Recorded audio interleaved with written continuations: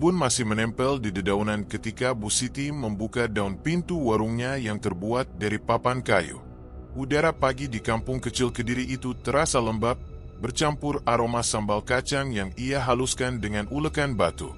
Di luar, jalan masih lengang. Hanya suara kokok ayam dan deru sepeda motor pedagang sayur yang lewat perlahan. Sudah hampir setahun warung nasi pecelnya sepi. Dulu, setiap pagi antrian bisa sampai depan gang. Kini, hanya 2 atau 3 orang yang mampir. Bu Siti menatap meja yang tertata rapi, penuh piring beralas daun pisang, tapi kosong pelanggan. Ia menarik napas panjang. "Darto, tolong ambilkan air galon. Habis," katanya pada suaminya yang duduk di teras. Pak Darto, lelaki berkulit gelap dan kurus, menepuk lututnya lalu berdiri. "Iya, Siti. Tapi uangnya tinggal segini," ujarnya sambil mengeluarkan lembar 10 ribuan dari saku celana. "Nanti aku narik becak dulu habis subuh, ya." Bu Siti hanya mengangguk, meski di matanya ada rasa lelah. Ia tahu suaminya bekerja keras, tapi hasilnya tak pernah cukup. Sementara kebutuhan rumah terus menumpuk, biaya sekolah Nisa, sewa warung, dan utang kecil di warung tetangga. Nisa, gadis SMA berambut hitam panjang, keluar dari kamar sambil mengenakan seragam. "Bu, nanti uang jajan aku berapa?" tanyanya pelan. Bu Siti tersenyum tipis. 2.000 aja dulu.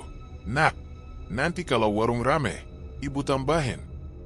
Nisa tidak membantah. Ia tahu ibunya sedang kesulitan. Gadis itu mencium tangan kedua orang tuanya, lalu berangkat berjalan kaki ke sekolah. Bu Siti mengikuti langkahnya sampai ujung gang, lalu kembali ke dapur. 1 jam berlalu, tak ada satupun pembeli datang. Bu Siti duduk di kursi plastik sambil menatap panci besar berisi sayur kangkung dan kecambah. "Apa salahku? Yah, tuh," gumamnya lirih. "Dulu, nasi pecel ibu laris. Sekarang sepi kayak kuburan." Pak Darto mengelap becaknya. "Namanya rezeki, Sit. Kadang di atas, kadang di bawah. Yang penting kita tetap jujur." Bu Siti tidak menjawab. Kata "jujur" baginya terasa seperti nasihat basi yang tak pernah mengubah apapun. Ia ingin lebih dari sekadar cukup. Ia ingin hidup nyaman, punya rumah sendiri, dan tidak lagi bergantung pada nasib. Menjelang pukul 7, seorang pelanggan lama datang. Lelaki parubaya berpakaian lusuh, bernama Pak Min, duduk di bangku depan. "Wah, sepi banget sekarang, Bu Siti," katanya sambil tersenyum. "Iya, Pak. Entah kenapa," jawab Bu Siti dengan nada letih. "Sekarang orang-orang pada makan di warung Bu Wati di ujung sana. Katanya, rezekinya lancar karena rajin tirakat ke rumah Mbah Karyo." Bu Siti mengernyit. "Mbah Karyo? Siapa itu, Pak?" "Orang tua di pinggir sawah sana. Dukun," katanya. "Banyak yang usahanya lancar habis, minta petunjuk ke situ. Tapi ya, saya nggak berani, takut dosa."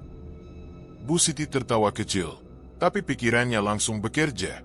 Ia bukan tipe orang yang percaya hal-hal begitu, tapi rasa penasaran menelusup perlahan.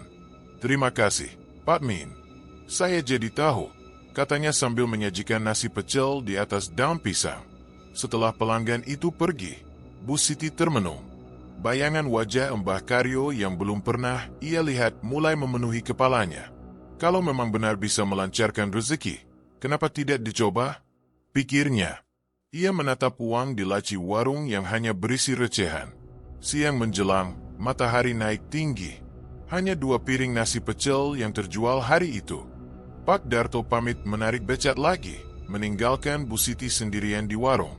Udara panas membuat sambal cepat mengering di mangkuk. Bu Siti menatapnya lama-lama, seperti memikirkan sesuatu yang dalam. Sore hari, Nisa pulang sekolah. Ia membantu merapikan piring. "Bu, kenapa bengong terus?" Bu Siti tersenyum samar. "Ibu cuma mikir, gimana caranya biar warung ini ramai lagi." "Doa aja, Bu," jawab Nisa polos. "Ustaz Karim bilang, kalau kita sabar, nanti Allah kasih jalan." Bu Siti hanya mengangguk tanpa menjawab. Dalam hatinya, keyakinan itu mulai goyah.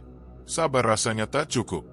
Menjelang maghrib, ia menutup warung lebih awal. Dari kejauhan, azan berkumandang, menggema lembut di langit jingga. Tapi hati Bu Siti terasa berat. Setelah sholat Isya, ia duduk di ruang tengah sendirian. Lampu redup, angin malam bertiup pelan lewat jendela bambu. Di luar, suara jangkrik bersahutan. Ia memejamkan mata, dan entah kenapa, bayangan seorang lelaki tua berkopiah hitam muncul dalam pikirannya. Sosok yang belum pernah ia temui tapi seakan memanggil dari jauh. "Mbah Karyo," bisiknya pelan. Nama itu kini bergema di kepalanya seperti bisikan yang sulit diabaikan. Malam itu, Bu Siti sulit tidur. Di dalam keheningan, ia terus memikirkan perkataan Pak Min pagi tadi. Dalam pikirannya, terlintas gambaran rumah di pinggir sawah, seorang tua yang tahu rahasia rezeki. Rasa penasaran berubah menjadi tekad. Ia berjanji dalam hati, besok, ia akan mencari rumah itu. Sementara di kamar sebelah, Pak Darto tertidur dengan dengkuran pelan. Nisa juga sudah terlelap.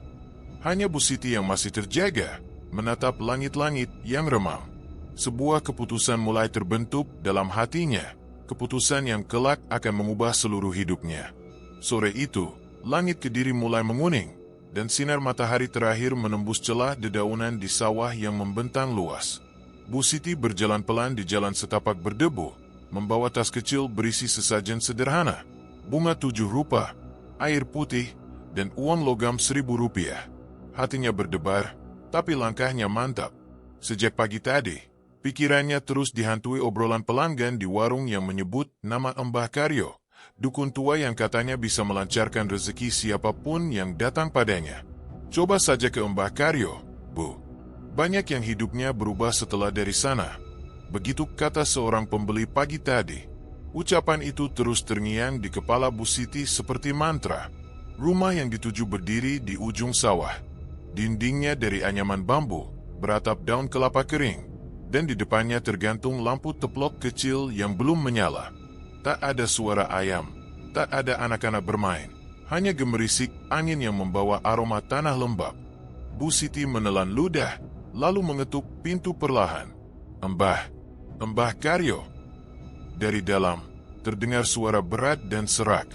"Masuk wae, wong aku wis ngerti kowe bakal teka." Bu Siti melangkah masuk. Di dalam, suasananya temaram. Dupa menyala di pojok ruangan, menebar bau menyengat bercampur dengan aroma bunga melati. Di tengah ruangan duduk seorang pria tua berkulit keriput, memakai ikat kepala lusuh dan kain hitam. Matanya tajam, tapi senyum di bibirnya membuat Bu Siti sedikit lega. "Kowe Siti, sing dagang pecel neng pasar cilik kae, tuh." Bu Siti mengangguk cepat. "Iya, Mbah. Saya cuma mau minta jalan supaya warung saya ramai lagi. Sekarang sepi, Mbah. Kadang gak laku sama sekali." Mbah Karyo tersenyum kecil, lalu mengelus jenggot putihnya. "Rezeki itu ieso ditarik, asal ana tumbasane. Kowe weni." Bu Siti terdiam. Kata tumbasane membuat bulu kuduknya berdiri. Tapi pikiran tentang utang yang menumpuk dan warung yang hampir tutup membuatnya menelan rasa takut itu. "Apa yang harus saya lakukan, Mbah?" Suaranya nyaris berbisik. Mbah Karyo mengambil kendi tanah liat di dekatnya, lalu menuangkan air ke mangkuk kecil. "Mulai malam Jumat ini, kowe kudung rowot, puasa ora mangan sing ana nyawane. Ora daging, ora iwak, ora endog. Mung wolan godhong. 40 dina. Yen kowe kuat, insya bakal sugih, warungmu rame, kabeh wong bakal rebutan mangan pecelmu." Bu Siti menatap kendi itu lama. Ia tahu istilah ngrowot, tapi belum pernah melakukannya. Apalagi sampai 40 hari. "Kalau saya gak kuat, Mbah." Tatapan Mbah Karyo menajam. "Yen ora kuat, uripmu bakal tetep ngenes. Pilihan ana neng tanganmu, Siti." Hening sejenak. Hanya bunyi jengkrik di luar dan detak jantung Bu Siti yang semakin keras. Dalam pikirannya, wajah Nisa terbayang. Anak semata wayangnya yang sebentar lagi mau lulus sekolah tapi belum bisa bayar biaya ujian. Lalu wajah Pak Darto, suaminya, yang sabar tapi pasrah pada nasib. Saya sanggup, Mbah," katanya akhirnya. Senyum Mbah Karyo melebar. Ia berdiri, berjalan pelan ke sudut ruangan, dan mengambil sedikit daun kelapa kering yang dibungkus kain merah. Nah, iki sing bakal enja puasamu. Saben sore, bakar dupa iki, mombe banyu iki, lan ojo nganti kowe dolan neng pasar nganti rampung 40 dina. Rezekimu bakal metu saka arah sing ora kowe sangka. Bu Siti menerima benda itu dengan kedua tangan gemetar. Terima kasih, Mbah. Eling, Siti. Suara Mbah Karyo berubah rendah. Kaya iku ora gratis. Sing penting ati kowe kudu tetep resik. Ojo mumpengin duit, tapi lali karo sing menehi urip. Bu Siti menunduk. Kalimat itu menggema, tapi entah mengapa terasa menggantung, seperti peringatan samar yang ia abaikan. Ketika keluar dari rumah bambu itu, langit sudah gelap. Hujan gerimis turun pelan-pelan, membasahi tanah sawah dan ujung jilbabnya. Bu Siti berjalan pulang melewati jalan berlumpur. Ia tidak tahu bahwa langkahnya baru saja menapaki batas antara doa dan keserakahan. Sesampainya di rumah, Pak Darto yang sedang menambal ban becak menatap heran. Dari mana, Tih? Dari rumah orang tua yang bisa bantu warung kita. Mulai malam ini, aku mau puasa, jawabnya singkat. Pak Darto menatap istrinya lama. Puasa bagus, tapi jangan maksa diri. Tih, semua ada waktunya. Bu Siti hanya tersenyum samar. Dalam hatinya, ia yakin ini satu-satunya jalan agar hidup mereka berubah. Malam itu, ia duduk di depan warung kecilnya, menatap nasi pecel yang tak laku di atas meja. Angin membawa aroma dupa yang ia bakar sesuai petunjuk Mbah Karyo. Ia berbisik pelan, "Aku siap, Mbah, aku siap jadi kaya." Dan dari kejauhan, di tengah sawah yang gelap, sekelebat bayangan hitam tampak berdiri diam, seperti tersenyum menyaksikan awal dari perjalanan Bu Siti yang baru saja dimulai. Pagi itu, udara di Kediri terasa lebih lembab dari biasanya. Kabut tipis menggantung di antara pohon pisang di belakang rumah Bu Siti. Di dapur kecilnya, aroma sayur rebus memenuhi ruangan. Tak ada bau sambal kacang seperti biasanya. Tak ada bunyi wajan yang beradu dengan sendok.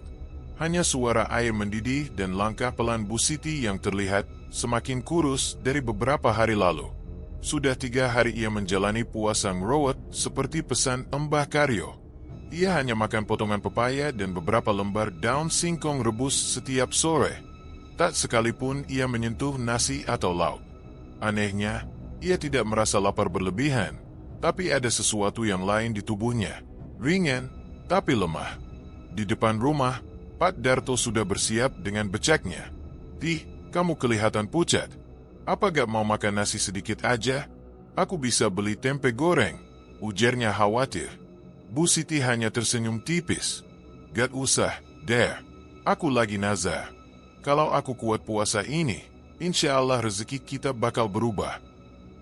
Pak Darto hanya mengangguk, meski di dalam hatinya ada rasa ganjil. Sejak istrinya pulang dari rumah Mbah Karyo, Bu Siti jadi lebih pendiam dan sering melamun. Namun ia memilih diam. Mungkin memang begitulah cara istrinya beribadah. Pagi itu Bu Siti menata dagangannya. Nasi pecel, sambal kacang, peyek, dan aneka sayur rebus. Tapi kali ini, entah mengapa, aroma sambalnya lebih wangi dari biasanya. Ia bahkan sempat heran, padahal bumbunya sama saja seperti dulu. Belum sempat membuka warung, 2 pembeli sudah datang. "Bu, nasi pecelnya 1 bungkus. Ya, tambah tempe goreng." "Wah, akhirnya buka lagi, Bu Siti. Saya kangen sambalnya." Bu Siti melayani dengan cepat, senyum tak lepas dari bibirnya. Dalam waktu kurang dari sejam, warungnya penuh. Kursi kayu kecil di depan warung yang biasanya kosong kini dipenuhi pelanggan. Bahkan beberapa orang rela menunggu sambil berdiri. Pak Darto yang baru pulang dari menarik becak tertegun melihatnya. "Loh, kok rame banget, Tih?" Bu Siti menoleh sambil menyiapkan piring. "Entahlah, Der. Padahal aku gak promosi apa-apa." "Ya syukurlah," kata Pak Darto sambil tersenyum. Mungkin rezeki memang lagi berpihak. Namun di sela kesibukan itu, Bu Siti merasa sesuatu yang aneh. Matanya seperti berat, dan pandangannya kadang berkunang. Setiap kali menunduk, dunia terasa berputar. Ia sempat menepuk pipinya pelan, berharap itu hanya karena belum makan banyak. Tapi di saat bersamaan, ia merasa ada hawa dingin di tengkuknya, seolah seseorang berdiri tepat di belakangnya. Ketika ia menoleh, tak ada siapa-siapa. Menjelang siang, langkah seseorang berhenti di depan warung. "Assalamualaikum." Bu Siti menoleh dan tersenyum. "Waalaikumsalam. Oh, Ustaz Karim. Silakan duduk, Ustaz." Ustaz Karim, dengan jubah putih dan senyum tenang, duduk di kursi bambu. "Saya lewat sini tadi lihat warung ibu ramai sekali. Alhamdulillah, ya, rezeki lancar." Bu Siti tersenyum sambil menuang sambal. "Iya, Ustaz. Mungkin karena saya lagi banyak doa dan tirakat." Ustaz Karim mengangkat alis. "Tirakat itu bagus, asal niatnya benar. Tapi jangan sampai melanggar batas. Kadang setan suka membungkus kesesatan dengan wajah kesalehan." Bu Siti sedikit kikuk. "Iya, Ustaz, saya cuma puasa ngerawat, itu saja." "Puasa ngerawat?" Ustaz Karim menatapnya dalam. "Puasa itu baik, Bu Siti. Tapi kalau dijalankan dengan tuntunan yang salah bisa berbahaya. Jangan sampai ada niat selain mencari ridha Allah." Bu Siti menunduk, menggenggam sendok di tangannya. "Saya cuma pengen warung saya gak sepi, Ustaz. Saya capek terus rugi." Ustaz Karim tersenyum lembut. "Rezeki datang dengan cara yang bersih, Bu. Kalau caranya salah, hasilnya gak akan tenang. Ingat itu, ya." Bu Siti mengangguk pelan. Tapi begitu Ustaz Karim pergi, ia justru menatap ke arah kendi di pojok warung, kendi yang dibawa dari rumah Mbah Karyo. Dalam hatinya, bisikan halus muncul. "Jangan dengarkan dia. Kau sudah di jalan yang benar. Kau lihat sendiri hasilnya." Sore harinya, uang hasil jualan menumpuk di kotak kayu kecil. Lebih banyak dari hari-hari sebelumnya. Bahkan, ada satu pelanggan yang memberi lebih tanpa alasan. Bu Siti menatap uang itu lama, lalu tersenyum samar. "Mungkin ini tandanya aku di jalan yang benar," bisiknya lirih. Namun ketika malam tiba, saat ia hendak tidur, tubuhnya mulai gemetar tanpa sebab. Dadanya sesak, dan mata sayunya menatap cermin di kamar. Di sana, ia melihat dirinya sendiri, tapi dengan bayangan lain di belakangnya. Bayangan seorang perempuan tua dengan senyum tipis. Bu Siti memejamkan mata erat, berusaha tidak takut. Tapi dalam hatinya, ia tahu puasa ngerawat yang dijalankan ini bukan sekadar menahan makan. Ada sesuatu yang sedang tumbuh di balik tirakatnya, sesuatu yang tak sepenuhnya manusia. Malam itu, hujan turun deras membasahi atap seng rumah Bu Siti. Suara rintiknya menyatu dengan hembusan angin yang membuat tirai bambu di dapur bergetar perlahan. Bu Siti tidur di samping Pak Darto, tapi tidurnya gelisah. Nafasnya tersengal, alisnya berkerut, dan tubuhnya bergerak seperti menahan sesuatu dalam mimpi. Dalam mimpinya, Bu Siti berdiri di tengah sawah yang gelap. Bulan merah menggantung rendah di langit, dan di bawahnya, seekor ular besar melingkar di sekitar kakinya. Sisiknya mengilap seperti basah, matanya menatap tajam seolah mengenali dirinya. Ular itu melilit perlahan, semakin erat, hingga Bu Siti sulit bernapas. Ia berusaha berteriak, tapi suaranya tertahan di tenggorokan. Lidah ular itu menjulur, menyentuh pipinya yang dingin, lalu suara berbisik terdengar di telinganya. "Kekayaanmu sudah dekat, tapi kau harus terus kuat." Bu Siti terbangun dengan napas tersengal. Tubuhnya berkeringat meski udara malam dingin. Ia menatap sekeliling kamar yang gelap, lalu melihat jam dinding menunjukkan pukul 3 dini hari. Dari arah dapur, samar-samar terdengar suara, Esah, seperti sesuatu yang mendesis pelan. Ia menelan ludah, menajamkan pendengaran. Suaranya jelas, datang dari dekat tungku. Dengan langkah pelan, Bu Siti berjalan ke dapur. Lantai dingin menyentuh telapak kakinya, dan setiap langkah terasa berat. Ketika sampai di depan dapur, lampu minyak berayun pelan. Panci besar yang biasa dipakai untuk sambal masih di atas kompor. Tapi suara desisan itu terdengar dari dalam panci. Bu Siti memejamkan mata, berdoa dalam hati. Ia berpikir mungkin hanya air yang menetes, tapi suara itu seperti bernyawa, berirama, kadang panjang, kadang pendek, seolah sedang berbisik. Ia tak berani mendekat lebih jauh. Akhirnya, ia menutup pintu dapur dan kembali ke kamar, pura-pura tidak mendengar apa-apa. Keesokan paginya, Nisa sedang menyapu ruang tengah ketika melihat ibunya duduk di depan warung dengan wajah pucat. "Bu, semalam ibu gak tidur?" "Yah." Bu Siti menggeleng. "Cuma mimpi jelek."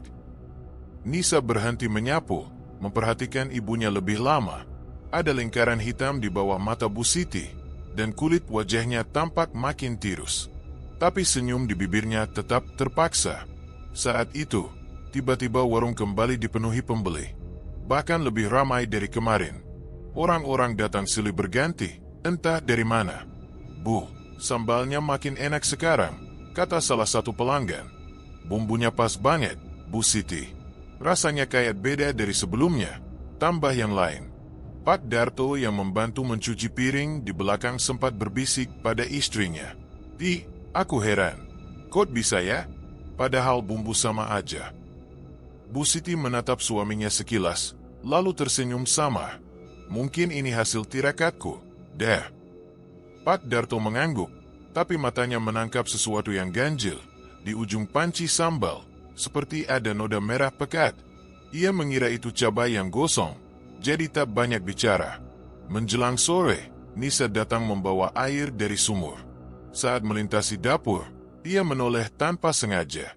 Dan saat itulah ia melihatnya. Di dinding dekat kompor, ada bayangan tinggi berdiri tegak di belakang ibunya yang sedang mengaduk sambal. Bentuknya seperti manusia, tapi ramping dan gelap, dengan kepala memanjang seperti ular. Nisa tertegun. Ember air di tangannya jatuh menimbulkan suara keras. "Bu," serunya panik. Bu Siti menoleh cepat. "Kenapa, Nis?"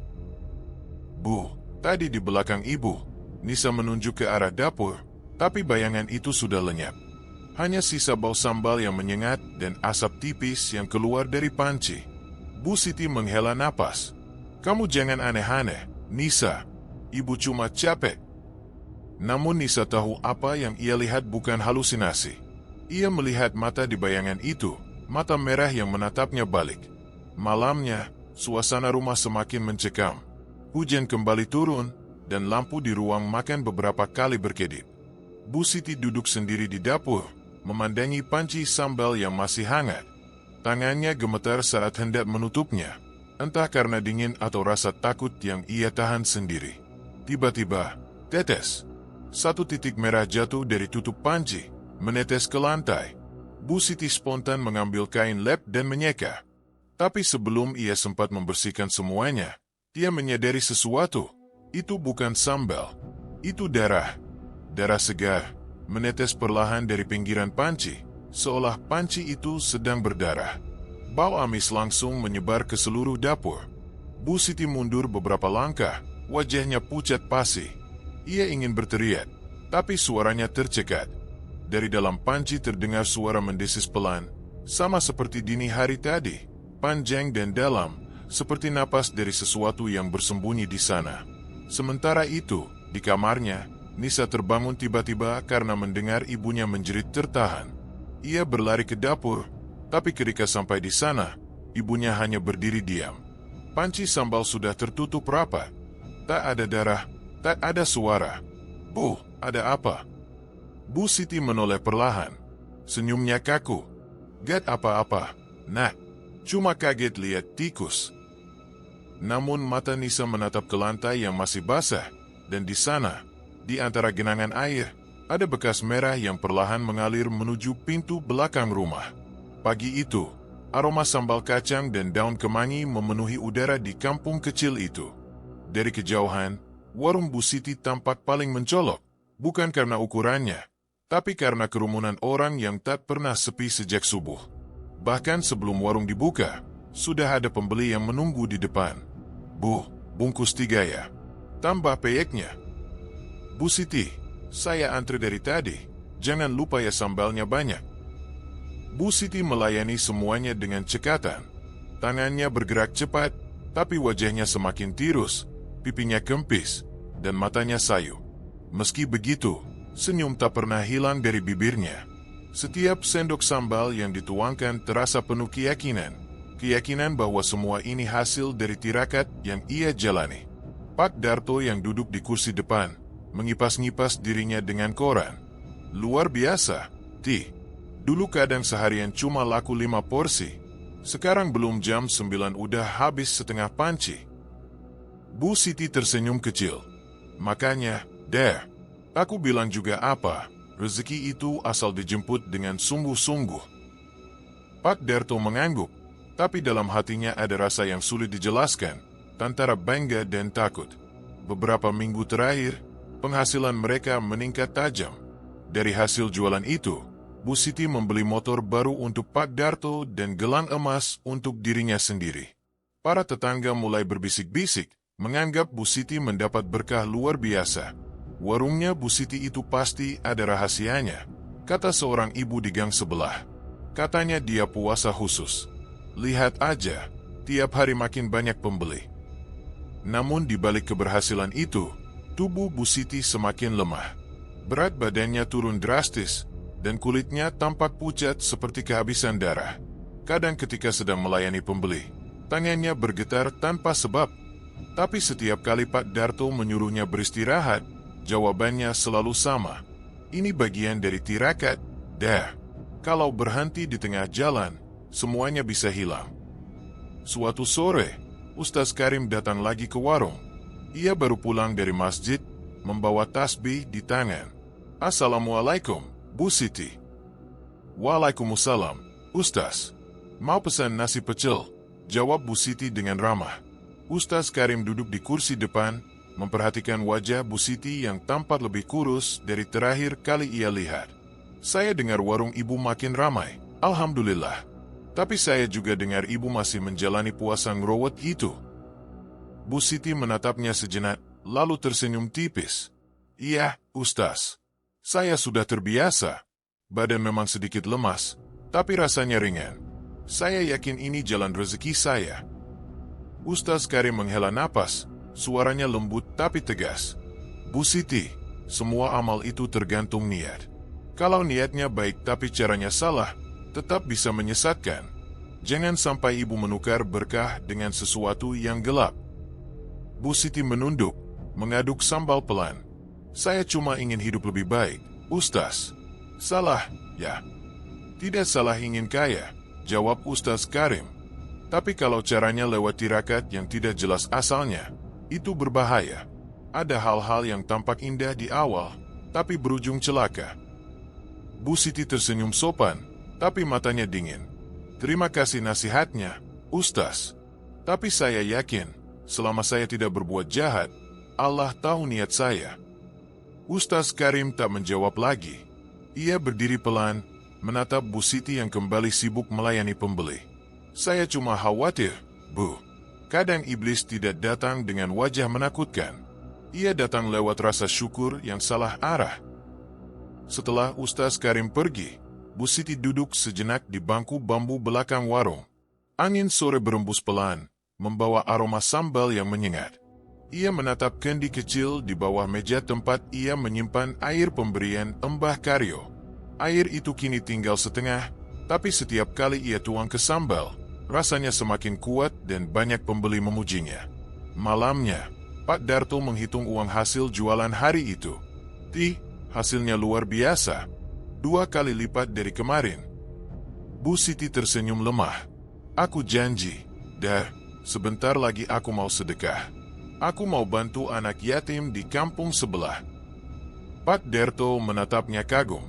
Kamu luar biasa, tapi tolong, jangan terlalu keras puasa terus.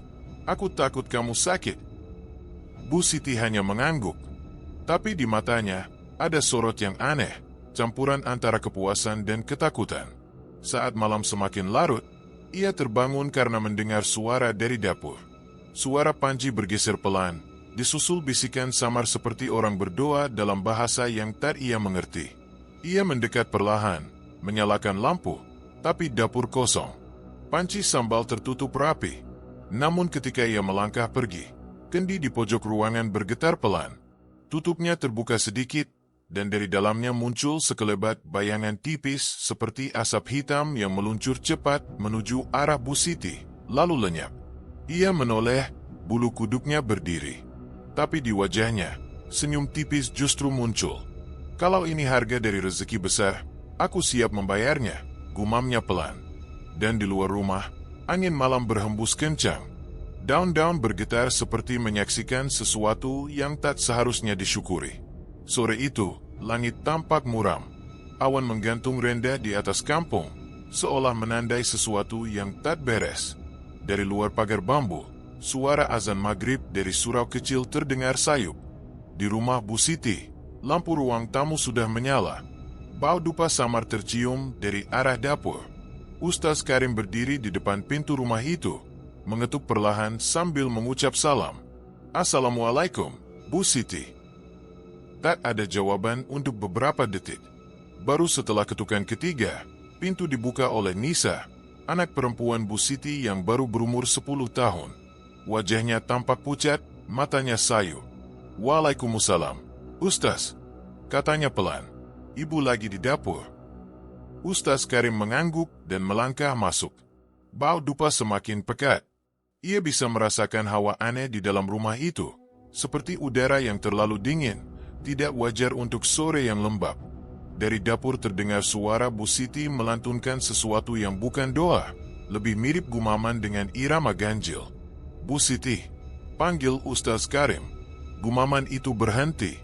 Beberapa detik kemudian, Bu Siti muncul dari dapur membawa kendi kecil. Senyumnya kaku. "Oh, Ustaz, ada apa datang sore-sore begini?" "Saya ingin bicara baik-baik," jawab Ustaz Karim. Ia memandang kendi di tangan Bu Siti, lalu menatap wajahnya yang makin tirus. "Saya sudah peringatkan waktu itu, Bu. Berhentilah pakai air dari orang itu. Saya takut ibu sedang digoda oleh sesuatu yang bukan dari Allah." Bu Siti mendengus pelan, lalu meletakkan kendi di meja. "Ustaz, jangan salah sangka. Ini cuma air biasa. Saya cuma berusaha jaga rezeki saya." "Rezeki tidak datang dari benda, Bu Siti," kata Ustaz Karim tegas. "Kalau memang air itu membawa keberkahan, kenapa tubuh ibu malah melemah? Kenapa Nisa sering ketakutan?" Mendengar itu, Nisa menunduk. Kedua tangannya menggenggam ujung bajunya. "Ibu."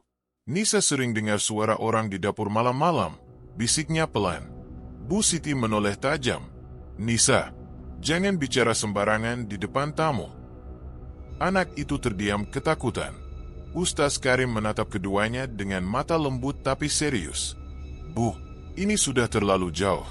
Kalau ibu tak mau dengar saya, setidaknya hentikan tirakat itu. Saya mohon." Bu Siti tersenyum kaku.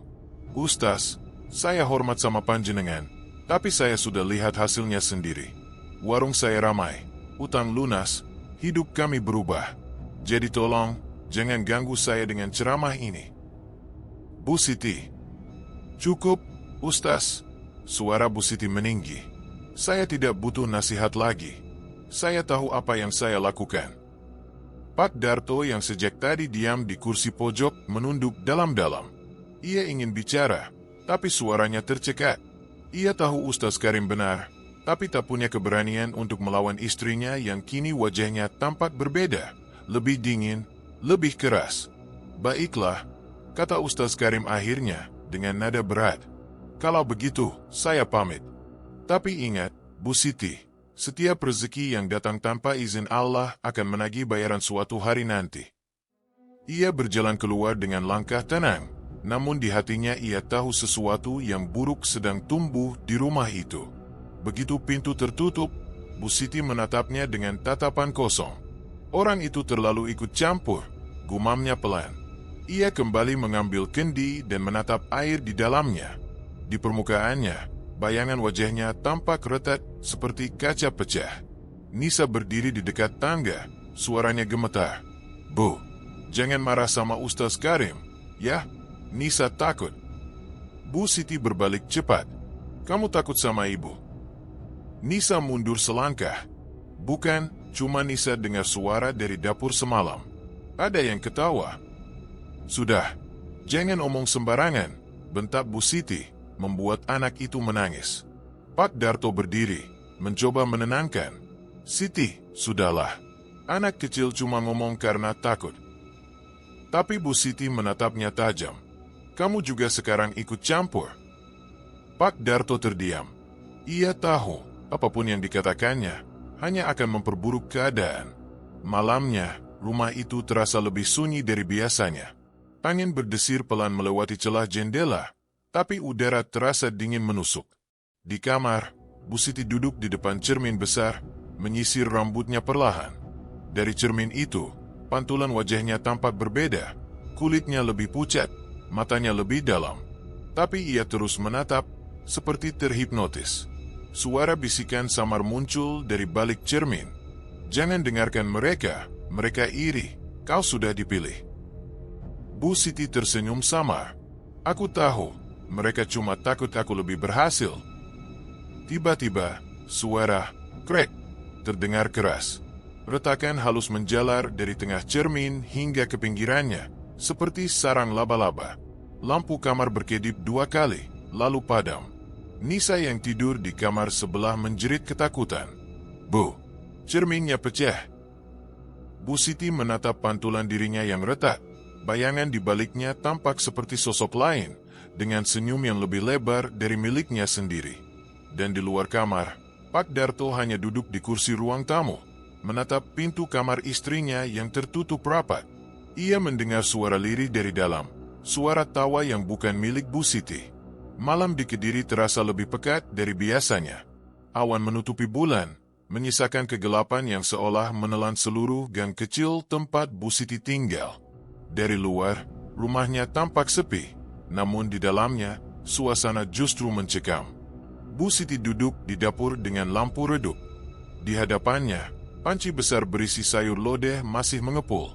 Bau santan bercampur dengan aroma dupa yang dibakar di sudut ruangan. Suara detak jam dinding terdengar pelan tapi terasa sangat jelas. Ia sedang menghitung uang hasil jualan hari itu. Jumlahnya banyak sekali. Lembaran uang tersusun rapi di atas meja. Tapi saat ia mencoba memegangnya, tiba-tiba tangannya tersentak. Ah, serunya pelan. Ia menarik tangannya cepat-cepat. Uang itu terasa panas, seperti baru dikeluarkan dari api. Bu Siti meniup jari-jarinya, menatap uang itu dengan bingung. Tapi beberapa detik kemudian, ia tersenyum tipis. Tak apa, mungkin cuma halusinasiku. Namun di antara bayangan temaram lampu, sesuatu bergerak di pojok dapur. Sosok hitam tinggi, tanpa wajah, berdiri diam menatapnya dari dekat tungku. Bu Siti tertegun, jantungnya berdetak cepat. Siapa di sana? Suaranya bergetar. Tak ada jawaban. Sosok itu hanya bergeming.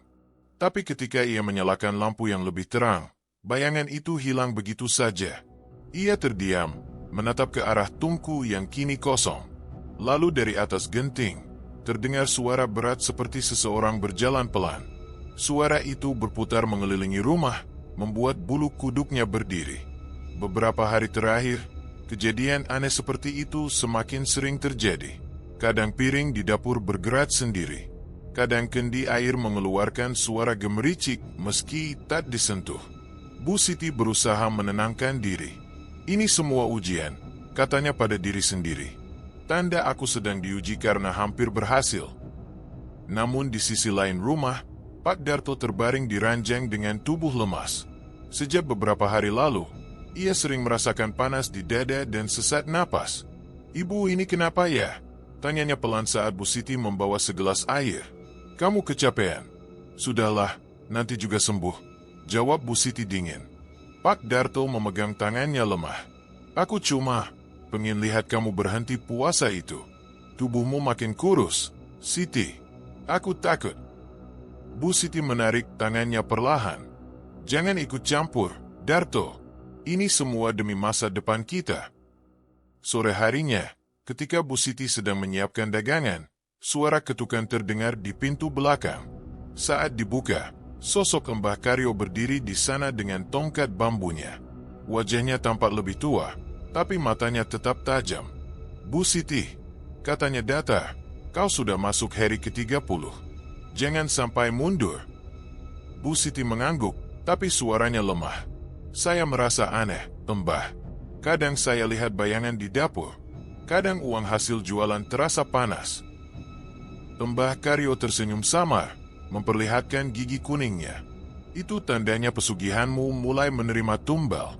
Jangan takut, asal kau terus ngerawat dan tak melanggar pantangan, semua akan baik-baik saja. Tumbal, suara Bu Siti pelan, tapi matanya tak bisa lepas dari pandangan Mbah Karyo. Ya, semua kekayaan butuh penyeimbang. Kau sudah mulai mendapat bagianmu, kan? Bu Siti menelan ludah, lalu menatap uang hasil jualan yang disimpan di toples kaca. Jumlahnya memang besar, dan setiap hari selalu bertambah. Namun ia juga tahu, tubuhnya semakin lemah. Kadang kakinya gemetar, kadang pandangannya berkunang. Mbah, saya takut suami saya sakit karena ini. Kalau begitu, jangan berhenti, jawab Mbah Karyo tegas. Kalau kau berhenti sebelum hari ke-40, semuanya akan terbalik. Rezeki akan lenyap, dan penyakit itu akan berpindah padamu. Ucapan itu membuat tubuh Bu Siti menegang. Ia menggenggam ujung sarungnya erat-erat. Saya akan lanjutkan. Mbah Karyo mengangguk. Bagus. Ingat, malam nanti jangan lupa letakkan segenggam nasi dan uang kain di dapur. Itu sesaji untuk penjaga rezekimu. Setelah Mbah Karyo pergi, Bu Siti duduk lama di dapur. Malam semakin larut. Ia menatap uang dan nasi yang diletakkan di piring kecil. Angin malam masuk lewat celah jendela, membawa suara bisikan samar. Teruskan, jangan berhenti. Bu Siti menutup matanya, mencoba menenangkan diri. Tapi saat ia membuka mata lagi, sosok hitam yang tadi ia lihat sudah berdiri di belakangnya, lebih dekat dari sebelumnya. Sosok itu perlahan membungkuk, seperti ingin berbisik di telinganya. Teruslah berpuasa, Bu Siti, rezekimu sudah dekat. Bu Siti menahan napas. Keringat dingin menetes dari pelipisnya. Tapi entah mengapa, dalam ketakutannya, ada rasa senang yang sama. Seolah sosok itu bukan ancaman, tapi janji. Ia menggenggam uang panas di tangannya erat-erat, lalu berkata lirih dengan mata yang kosong. Baik, aku tak akan berhenti. Aku bersumpah, aku akan terus jalani ritual ini sampai akhir. Di luar rumah, suara angin berubah menjadi lolongan panjang yang bergema di antara pohon bambu. Dan di dapur yang diterangi lampu kuning redup itu, bayangan Bu Siti dan sosok hitam di belakangnya perlahan menyatu di dinding. Pagi itu, matahari baru naik di atas atap genteng, tapi Bu Siti sudah duduk lemas di kursi dekat tungku. Tubuhnya tampak jauh lebih kurus dibanding beberapa minggu lalu. Tulang pipinya menonjol, kulitnya pucat kekuningan, dan matanya cekung seperti orang yang sudah lama tak tidur. Warung nasi pecelnya tetap ramai. Deretan pembeli antre di depan, aroma sambal kacang dan daun pisang memenuhi udara. Namun kali ini, Bu Siti hanya bisa duduk sambil tersenyum lemah. Tangannya gemetar saat mencoba menuang nasi ke piring. Ibu, biar Nisa aja yang bantu, kata Nisa pelan, mengambil alih sendok nasi dari tangan ibunya. Bu Siti menggeleng. Tidak usah, ibu masih kuat. Tapi kalimat itu segera dibantah tubuhnya sendiri. Napasnya pendek, bahunya turun naik cepat. Ia akhirnya duduk lagi di bangku kayu, memegangi dada. Beberapa pelanggan mulai berbisit. Kasihannya, Bu Siti sekarang kurus sekali, kata seorang ibu. Padahal warungnya makin ramai. Timpal yang lain. Nisa mendengar bisikan itu sambil menunduk. Air matanya nyaris jatuh, tapi ia menahannya. Ia tahu ibunya tak suka dikasihani. Siang menjelang, Pak Darto datang membawa air dari sumur. Ia menatap istrinya dengan cemas. Siti, kamu istirahatlah. Aku bantu jualan. Bu Siti menatapnya tajam. Tidak, aku harus terus buka. Kalau berhenti, nanti rezeki kabur. Tapi tubuhmu. Sudahlah, Darto. Aku tahu apa yang kulakukan. Kalimat itu lagi. Kalimat yang dulu lembut, kini terdengar seperti perintah. Pak Darto hanya menatap sedih, lalu membantu di luar tanpa banyak bicara. Menjelang sore, Ustaz Karim datang ke warung. Ia baru selesai dari surau dan melihat kerumunan pembeli di depan warung Bu Siti. Saat melihat keadaan Bu Siti, wajahnya menegang. "Assalamualaikum, Bu Siti." Bu Siti menoleh pelan. "Waalaikumsalam, Ustaz. Mau nasi pecel?" tanyanya dengan senyum yang dipaksakan. Ustaz Karim menggeleng. "Saya datang bukan mau beli, Bu. Saya mau tanya, apakah ibu masih melanjutkan puasa itu?" Bu Siti tak menjawab. Ia menunduk, mengaduk sambal di panci besar. Ustaz Karim melangkah lebih dekat, suaranya tenang tapi tegas. Tubuh ibu sudah tidak kuat. Wajah ibu bukan seperti dulu. Berhentilah sebelum semuanya terlambat. Nisa yang berdiri di belakang ibunya menatap Ustaz itu dengan mata memohon. "Ustaz, tolong ibu," suaranya bergetar. Namun Bu Siti menatapnya dengan marah. "Jangan ganggu ibu." Ia berdiri, suaranya meninggi. Tapi baru beberapa detik, tubuhnya goyah. Ia terhuyung dan hampir jatuh. Nisa menjerit, buru-buru memeluknya. "Ibu, ibu, jangan paksakan diri." Bu Siti tersengal, matanya sayu. "Aku cuma lapar sedikit. Nanti juga kuat lagi." Ustaz Karim menggeleng pelan. Ia memandang ke arah Pak Darto. "Saya akan bantu dengan doa, Pak. Tapi tolong, jagalah dia. Ini bukan lagi sekadar lelah." Pak Darto hanya bisa mengangguk. Ia tahu ucapan Ustaz itu benar, tapi entah kenapa, ia tak berani memaksa istrinya berhenti. Malam mulai turun. Suara azan maghrib berkumandang dari surau kecil di ujung jalan. Udara sore terasa lebih dingin dari biasanya. Di dapur, Bu Siti duduk sendirian, memegang piring kecil berisi sayur rebus dan potongan pepaya. Itulah makanannya selama ritual ngerawat. Nisa memandangi ibunya dari pintu.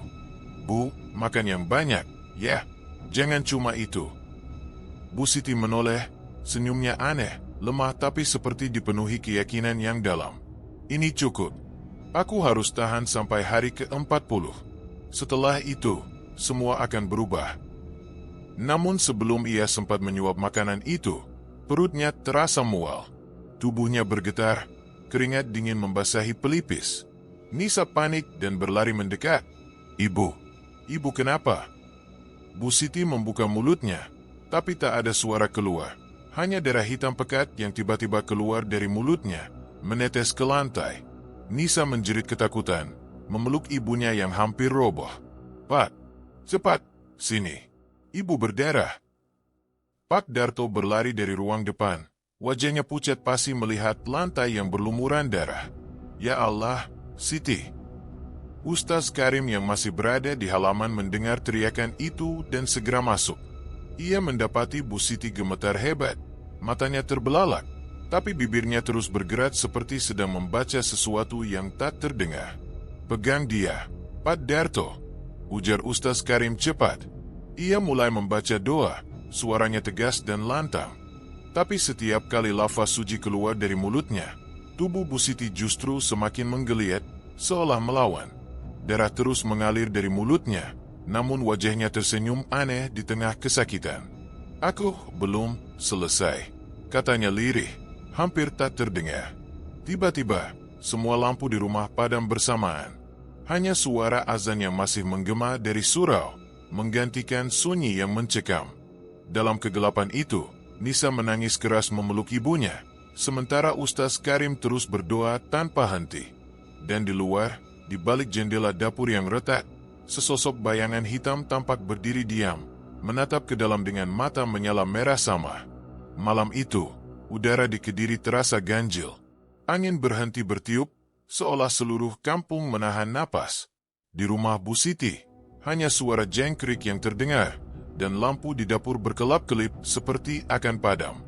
Setelah kejadian sore tadi, darah yang keluar dari mulutnya, Bu Siti memaksa semua orang beristirahat. Ia bilang dirinya sudah membaik, meski wajahnya tetap pucat dan matanya tampak sayu tak wajah. Nisa tertidur di kamar kecilnya, tapi tidurnya tak tenang. Ia terus mendengar langkah kaki pelan di luar pintu kamarnya, seperti seseorang mondar-mandir di dapur. Suara sandal ibu. Sementara itu, Bu Siti duduk di dapur sendirian. Di depannya, panci sambal dan kendi air diam tak tersentuh. Matanya menatap ke arah tungku yang padam, tapi pikirannya melayang entah kemana. Ia merasa ada sesuatu yang mengawasinya dari sudut ruangan yang gelap. Suara lirih tiba-tiba terdengar. "Siti." Bu Siti menoleh cepat. "Siapa?" Suaranya serak. Tak ada jawaban. Tapi suara itu datang lagi. Kali ini lebih jelas, seperti bisikan yang menempel di telinga. "Siti, sudah waktunya." Bu Siti berdiri, tubuhnya gemetar. "Siapa kau?" Dari sudut dapur yang gelap, bayangan perlahan muncul. Tubuhnya tinggi dan kurus, seperti asap yang membentuk manusia. Tak punya wajah, tapi dari dalam kegelapan itu, 2 titik merah kecil tampak menyala. Bu Siti melangkah mundur, tapi bayangan itu tetap mendekat tanpa suara. "Sudah waktunya, Siti," ucapnya pelan, tapi kali ini, suara itu mirip sekali dengan suara Bu Siti sendiri. Bu Siti membeku. "Suara itu suara aku." Bayangan itu mendekat, lalu berhenti di depan meja dapur. Wujudnya mulai berubah, perlahan, samar-samar menampakkan bentuk wajah yang sama persis dengan Bu Siti. Tapi lebih pucat, lebih menyeramkan. Sosok itu tersenyum tipis. "Kau sudah berjanji. Kau tak boleh berhenti sebelum selesai." Aku sudah melakukannya. Aku sudah ngerowet, aku sudah taat," jawab Bu Siti dengan suara bergetar. "Tapi belum cukup. Kau masih punya rasa takut. Kau masih dengarkan mereka." Sosok itu mencondongkan kepala. Suaranya meniru nada lembut Bu Siti sendiri. "Buang semua itu, dan kekayaanmu akan abadi." Bu Siti mundur hingga punggungnya menempel ke dinding. Tangannya gemetar hebat. Aku hanya ingin hidup lebih baik. Aku tidak mau kehilangan anakku." Bayangan itu tertawa pelan, suara tawa yang persis seperti tawanya sendiri, tapi bergema aneh, seperti berasal dari dalam tembok. "Anakmu? Kalau kau gagal, dia yang akan menggantikanmu." Bu Siti menutup telinganya, menjerit, "Diam, jangan sentuh anakku." Namun bayangan itu mendekat semakin dekat, hingga wajah mereka hampir bersentuhan. "Kalau begitu, selesaikan ritualmu malam ini. Dan jangan sekalipun berhenti sebelum ayam berkokok." Seketika itu, lampu di dapur padam. Kegelapan menyelimuti seluruh ruangan. Bu Siti mencari-cari lilin di meja, tapi sebelum sempat menyalakannya, suara tawa itu kembali terdengar, lebih dekat, lebih nyata. Dari kamar, Nisa terbangun dengan jantung berdebar. Ia mendengar suara ibunya berbicara, tapi anehnya, terdengar seperti 2 orang sedang berbincang dengan suara yang sama. "Ibu," panggilnya pelan dari pintu kamar. Tak ada jawaban. Ia keluar perlahan, melangkah ke arah dapur. Di sana, cahaya samar dari lilin yang baru dinyalakan memperlihatkan bayangan Bu Siti, dan satu lagi bayangan di depannya, seolah ada 2 tubuh berdiri berhadapan. Nisa menahan napas. "Bu, siapa itu?" Namun saat ia berkedip, bayangan satunya lenyap begitu saja. Bu Siti menoleh ke arahnya dengan wajah pucat. "Masuk kamar, Nisa. Sekarang." "Ibu, tadi di sini ada." "Masuk," bentak Bu Siti keras.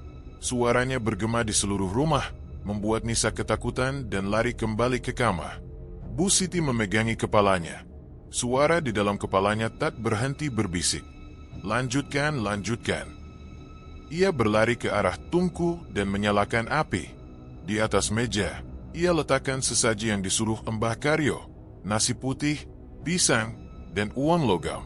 Tapi angin tiba-tiba berhembus dari arah belakang, meniup lilin hingga padam lagi.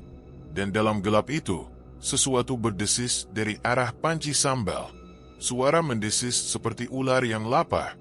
Bu Siti menatap panci itu dengan mata melebar, dan tiba-tiba, brat, panci itu terjatuh sendiri ke lantai. Sambalnya tumpah, menciprat ke dinding. Api tungku yang baru menyala tiba-tiba membesar tak wajar, menjelat tirai bambu. Dalam hitungan detik, api mulai merambat ke rak dan meja. "Api!" teriak Bu Siti. Ia mengambil air dari kendi, tapi air itu justru mendidih di tangannya. Ia menjatuhkannya sambil menjerit kesakitan. "Ya Allah!" Nisa keluar lagi dari kamar, menjerit saat melihat api di dapur. "Ibu, kebakaran!" Pak Darto yang tidur di ruang depan segera berlari ke belakang membawa ember air.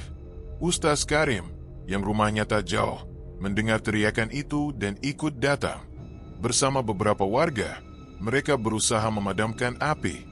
Dalam kekacauan itu, Bu Siti hanya berdiri mematung, menatap api yang melahap sebagian warungnya.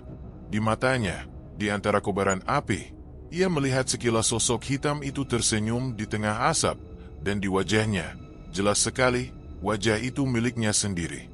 Pagi itu, sisa arang dari kebakaran di dapur masih menghitam di lantai. Bau gosong belum juga hilang. Warung Bu Siti tampak berantakan, tapi anehnya, beberapa pelanggan tetap datang seperti biasa. Mereka hanya berbisik-bisik, saling menatap cemas, namun tetap membeli makanan dari tangan Bu Siti yang mulai gemetar. Pak Darto duduk di bangku bambu di teras, wajahnya lesu. Sejak malam kebakaran itu, ia tak bisa tidur. Setiap menutup mata, bayangan api dan suara tawa menyeramkan terus muncul di kepalanya. Ia tahu ada sesuatu yang tak beres, tapi tak punya keberanian melawan istrinya. Siang itu, setelah warung sepi, ia memberanikan diri bicara. "Siti," katanya pelan, "aku mohon hentikan semua ini. Aku nggak tahan lagi." Bu Siti yang sedang membersihkan meja menoleh cepat. "Kau bicara apa?" "Ritualmu itu." Suara Darto mulai bergetar. "Aku tahu, Mbah Karyo bukan orang biasa. Sejak kau ikut puasa itu, rumah kita nggak pernah tenang." Bu Siti mendengus, menaruh lap di meja. "Kau takut, Darto? Takut karena rezeki kita datang terlalu cepat?" "Bukan itu," katanya lirih. "Aku takut kehilangan kamu.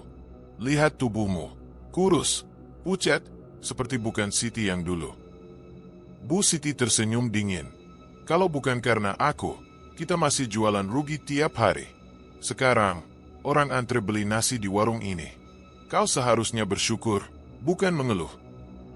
Pak Darto berdiri, suaranya mulai meninggi.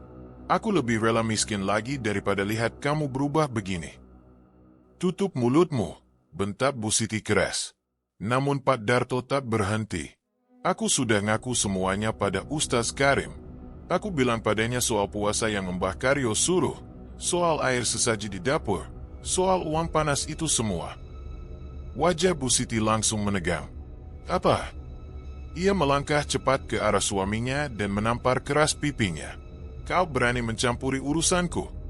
Kau pikir Ustaz itu bisa bantu apa?" Pak Darto menunduk, pipinya merah. Tapi ia tetap berkata lirih, "Aku hanya mau kamu berhenti, Siti, sebelum semuanya terlambat. Keluar dari rumahku kalau kau tak percaya padaku," teriak Bu Siti dengan mata merah. "Ini semua sudah tak bisa dihentikan. Aku sudah berjanji." Nisa yang mendengar pertengkaran itu dari kamar menangis. Ia melihat ayahnya pergi dengan langkah gontai, meninggalkan rumah tanpa menoleh. Bu Siti masih berdiri di ruang tamu, dadanya naik turun karena marah, sementara tangan kirinya gemetar hebat. Sore itu, langit mendung berat. Nisa diam-diam keluar lewat pintu belakang, membawa tas kecil berisi pakaian seadanya. Ia berjalan cepat ke rumah Ustaz Karim yang berjarak 3 gang. Saat sampai di depan rumah Ustaz, ia langsung memeluk sang guru mengaji sambil menangis. "Ustaz, tolong ibu saya," katanya tersengal. "Ibu sering bicara sendiri. Kadang suara ibu berubah, Ustaz. Kadang dia marah, kadang tertawa sendiri." Ustaz Karim menepuk bahu anak itu lembut. "Tenang, Nak.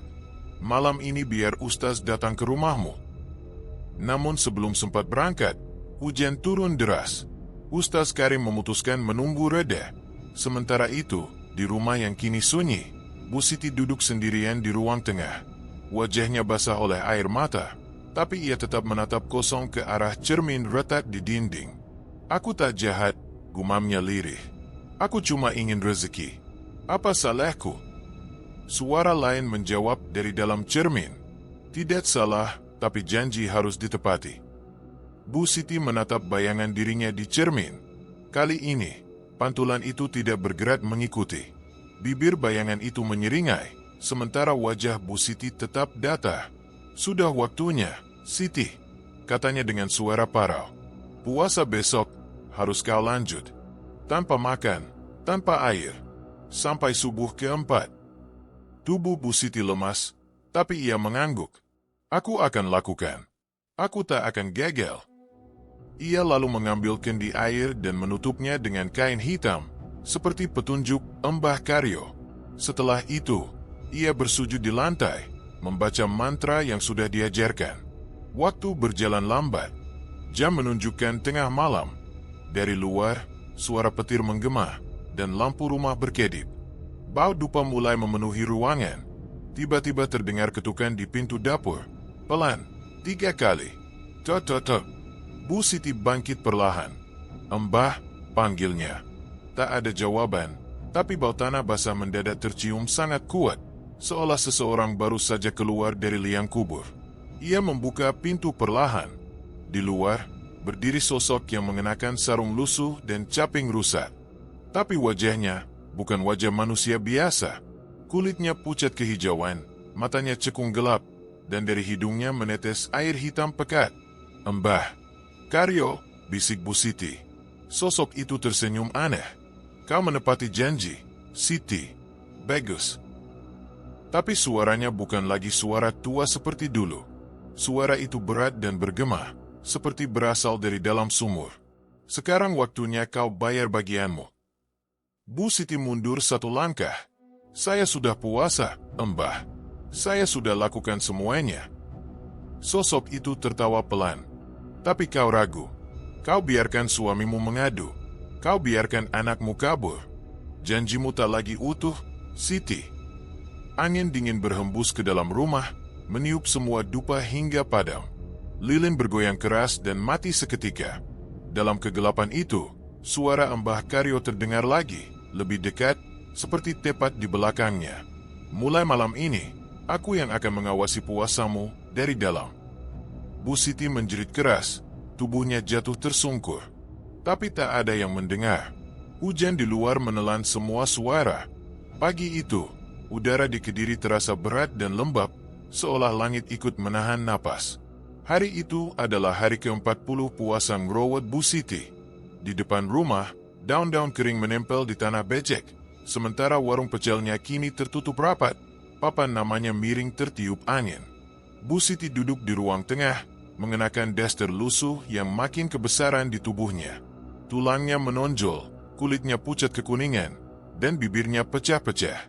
Namun matanya masih menyala, menatap ke arah kendi air kembang di depannya, air yang ia sebut sebagai penyambung rezeki.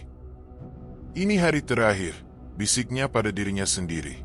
"Setelah ini, semuanya akan selesai." Sejak semalam, ia tak lagi bisa tidur. Setiap kali memejamkan mata, suara berbisik selalu terdengar, entah dari dapur atau dari dalam dirinya sendiri. Suara itu mengingatkan, menuntut, dan sesekali menertawakan. "Jangan berhenti, Siti, sedikit lagi, sedikit lagi." Ia menegakkan punggungnya yang gemetar, lalu meneguk seteguk air kembang. Aroma melati dan kenanga menusuk hidung. Setelah itu, ia mengambil segenggam bunga 7 rupa dari wadah di samping kendi, dan memakannya perlahan. Rasa getir dan tanah memenuhi mulutnya. Nisa, yang sejak 2 hari lalu belum kembali ke rumah, tak tahu bahwa ibunya kini hampir tak bisa berjalan. Pak Darto pun belum terlihat, seolah pergi tanpa jejak. Bu Siti sendirian, benar-benar sendiri, ditemani suara yang terus bergaung dari setiap sudut rumah. "Sudahkah kau siap menerima bagianmu, Siti?" Suara itu bergema pelan, seperti keluar dari lantai. Bu Siti menoleh ke arah dapur. Lampu redup berayun karena angin yang tak tahu dari mana datangnya. Ia berusaha tersenyum, meski wajahnya tampak seperti topeng kaku. "Saya sudah lakukan semua. Puasa, sesaji, bunga, air. Sekarang, waktunya saya dapat bagian saya, kan?" Tak ada jawaban. Hanya suara lirih seperti napas panjang yang keluar dari kegelapan. Detik berikutnya, kendi di hadapannya bergetar pelan. Air kembang di dalamnya bergolak, seolah sedang mendidih, padahal suhunya dingin. Bunga-bunga di permukaannya berputar sendiri, membentuk pusaran kecil. Bu Siti menatapnya dengan mata tak berkedip. Mbah, ini tandanya. Sekilas, ia melihat bayangan wajah tua Mbah Karyo di dalam air itu, tersenyum sama. Ia mencoba berdiri, tapi lututnya tak kuat. Tubuhnya oleng, jatuh berlutut di depan kendi. Ia meraih air itu dengan tangan gemetar, lalu meminumnya lagi tanpa ragu. Air kembang mengalir ke tenggorokan, membuat dadanya terasa panas. Tiba-tiba, dari arah dapur, terdengar suara seperti anak kecil menangis. Pelan, serak, tapi jelas. Ibu lapar. Bu Siti menoleh cepat. Nisa, serunya. Tapi tak ada jawaban. Ia berdiri tertatih, berjalan ke arah suara itu. Setiap langkah terasa berat, seperti ditarik sesuatu dari belakang. Saat sampai di dapur, lampu tiba-tiba padam. Ruangan jadi gelap gulita, hanya disinari cahaya redup dari luar. Dalam remang itu, ia melihat bayangan kecil di pojok dapur. Bayangan itu duduk memeluk lutut, menangis pelan. Bu Siti mendekat, jantungnya berdegup kencang. Nisa, Nak, kamu pulang. Bayangan itu berhenti menangis, lalu menengadah. Wajahnya tidak punya mata, hanya 2 lubang hitam menganga, dan dari bibirnya menetes darah hitam. Suara itu kembali, kali ini bukan seperti anak kecil. Aku lapar, Bu Siti. Bu Siti menjerit, mundur dengan napas tersengal. Tubuhnya gemetar, tangan mencari pegangan, tapi tak menemukan apa-apa. Kendi yang tadi di meja tiba-tiba jatuh dan pecah, menyebar air kembang ke lantai. Dari pecahan itu, keluar asap hitam pekat yang merayap perlahan, melingkari kakinya.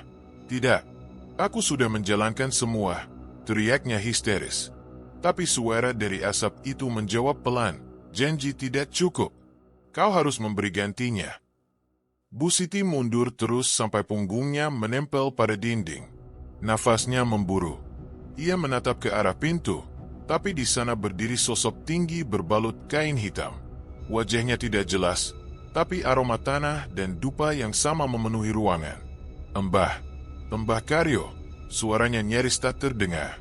Sosok itu mengangkat tangan, menunjukkan jari telunjuknya yang panjang dan hitam. Dari ujung jarinya menetes darah yang jatuh ke lantai, lalu menyusup ke bawah kaki Bu Siti. Saat darah itu menyentuh kulitnya, tubuh Bu Siti menegang. Ia menjerit keras. Jeritan itu panjang, melengking, menggema ke seluruh rumah, suara yang membuat semua burung di atap berterbangan panik. Lampu menyala kembali sekejap, menampakkan tubuh Bu Siti yang kini tersungkur di lantai. Matanya terbuka lebar, menatap ke arah kendi yang pecah. Darah mengalir dari telinganya, dan di tangannya masih tergenggam bunga melati yang sudah berubah warna menjadi hitam legam. Dari luar, tak ada yang tahu apa yang baru saja terjadi. Rumah itu sunyi total. Hanya terdengar gemericik air hujan di selokan, dan di dalam rumah, suara lirih seperti bisikan yang berulang, pelan namun jelas. Puasa selesai, tapi harga sudah dibayar. Pagi itu, kampung kecil di Kediri terasa aneh.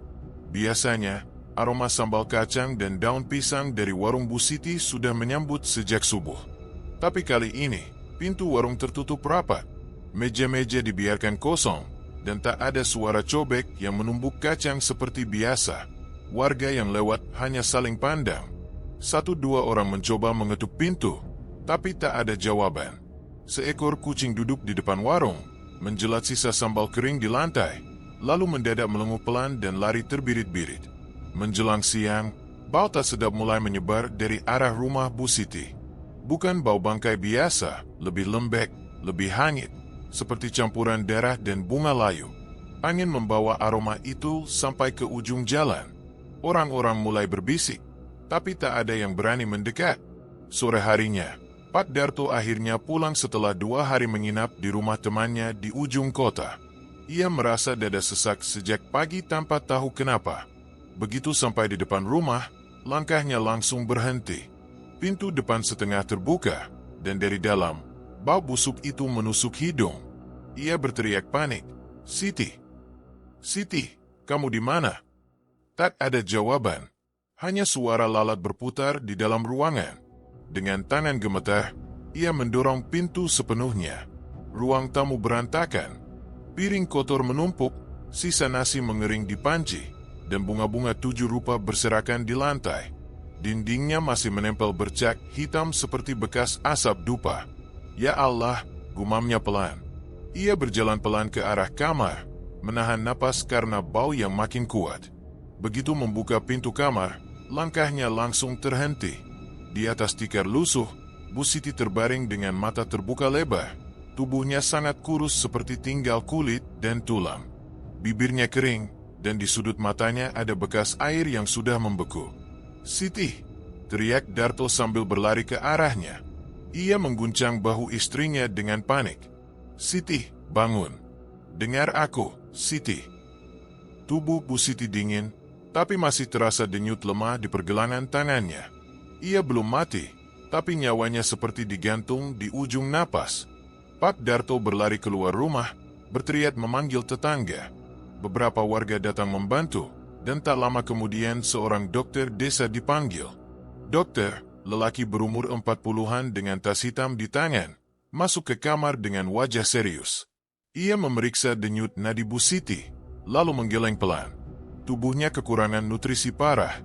Saya nggak tahu dia melakukan apa, tapi ini lebih dari sekadar kurang makan. Sepertinya sudah berhari-hari dia nggak konsumsi apapun selain air. Pak Darto menunduk, suaranya serak. Dia puasa, tapi bukan puasa biasa. Dokter menatapnya heran. Puasa apa maksudnya? Darto tak menjawab. Ia hanya menatap wajah istrinya yang kian pucat. Dengan pertolongan warga, Bu Siti dibawa ke puskesmas terdekat. Tubuhnya ringan, hampir seperti tak berbobot. Di perjalanan, matanya masih terbuka, tapi pandangannya kosong. Sesekali bibirnya bergerak, menggumamkan kata yang tak dimengerti siapapun. "Air bunga." "Mbah." Suster yang mengurusnya sempat bergidik saat mengganti bajunya. Di punggung Bu Siti, muncul guratan merah seperti bekas lilitan tali, melingkar dari bahu hingga pinggang. Tak ada yang tahu dari mana asalnya. Malamnya, rumah itu dibiarkan gelap. Warung tak dibuka, dan pintu pagar ditutup. Tapi beberapa warga bersumpah melihat sesuatu di dapur rumah Bu Siti. Bayangan hitam berdiri diam menatap keluar jendela. Sementara itu, Nisa yang tinggal di rumah Ustaz Karim menolak untuk kembali. Setiap kali disebut nama ibunya, matanya langsung berkaca-kaca. "Ibu bukan ibu lagi, Ustaz," katanya lirih. "Aku dengar suaranya waktu malam terakhir, tapi suaranya bukan suara ibu." Ustaz Karim hanya menghela napas panjang. "Nak, jangan bicara begitu. Ibumu sedang diuji. Tapi ingat, doa anak bisa menghapus dosa orang tua. Kita doakan dia bersama." Nisa menunduk, menahan air mata. Ia ingin percaya, tapi di dalam hatinya masih terbayang jelas wajah ibunya yang memandang kosong ke arah dapur malam itu. Beberapa hari kemudian, Bu Siti siuman. Tapi yang keluar dari mulutnya hanya satu kalimat, berulang-ulang tanpa henti. "Warungku jangan dibuka, jangan dibuka, jangan dibuka." Suster sampai harus menenangkan tubuhnya yang meronta saat matahari mulai terbenam. Setelah itu, Bu Siti tenang kembali, tapi wajahnya tetap dingin tanpa ekspresi. Di rumah yang ditinggalkan, uang hasil dagangan masih tersimpan di kaleng di atas lemari. Tapi siapapun yang mencoba membukanya, mengaku mencium bau amis yang membuat kepala pusing. Sejak hari itu, warga mulai menyebut tempat itu warung yang membisu, karena tak ada lagi suara wajan, tapi kadang terdengar desisan pelan dari dalam dapur saat malam Jumat tiba. Fajar baru saja menyingsing ketika azan subuh menggema dari surau kecil di ujung kampung. Udara pagi terasa dingin dan basah, sisa hujan semalam masih menempel di daun pisang dan genting rumah. Di puskesmas, suasana begitu tenang, sampai tiba-tiba suara suster terdengar panik dari ruang perawatan nomor 3. "Dot, pasien Bu Siti," napasnya berhenti. Dokter yang sedang memeriksa pasien lain segera berlari. Di ranjang, Bu Siti terbaring kaku. Matanya setengah terbuka, menatap kosong ke langit-langit. Di dada kirinya, alat pengukur detak jantung menunjukkan garis lurus. "Bu Siti," Suara dokter pelan menepuk pipi pasien itu. Tak ada respons. Ia menatap jam di dinding, lalu berkata datar. Waktu meninggal, pukul 4.41, tepat sebelum azan subuh selesai. Suster menunduk, menutup wajah Bu Siti dengan kain putih. Tapi saat ujung kain itu menyentuh bibirnya, mereka berdua spontan menatap heran. Dari mulut Bu Siti keluar sesuatu, bukan darah, bukan busa, melainkan daun kering yang masih basah, disertai serpihan tanah lembab. Bau anyir bercampur harum bunga kembang 7 rupa memenuhi ruangan. Suster menjerit kecil dan mundur. Astagfirullah. Dot, ini apa? Dokter hanya diam, matanya membulat. Cepat panggil suaminya. Tak lama kemudian, Pak Darto datang dengan wajah panik. Begitu melihat tubuh istrinya, ia langsung lemas. Lututnya tak kuat menahan berat badan. Siti, kenapa secepat ini? Ia menggenggam tangan Bu Siti yang sudah dingin dan kaku. Kulitnya membiru, terutama di leher dan pergelangan tangan, seperti bekas lilitan sesuatu. Suster mencoba melepas gelang doa di pergelangan Bu Siti, tapi benda itu seperti menempel di kulit, tak bisa digerakkan. Setelah segala prosedur selesai, jenazah dibawa pulang ke rumah untuk dimandikan. Warga mulai berdatangan, sebagian membawa kain kafan dan air bunga. Sebagian hanya berdiri di luar pagar, menatap rumah itu dengan wajah cemas. Di halaman, Ustaz Karim datang dengan langkah tenang. Ia menepuk bahu Pak Darto yang duduk terpaku. Sabar ya, Darto.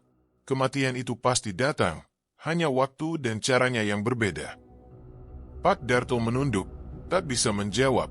Saya sudah coba menghentikannya, Ustaz. Tapi dia keras kepala. Dia pikir bisa beli rezeki dengan ritual. Ustaz Karim menghela napas panjang. Manusia sering lupa, Darto. Setiap janji dengan selain Allah pasti menuntut bayaran.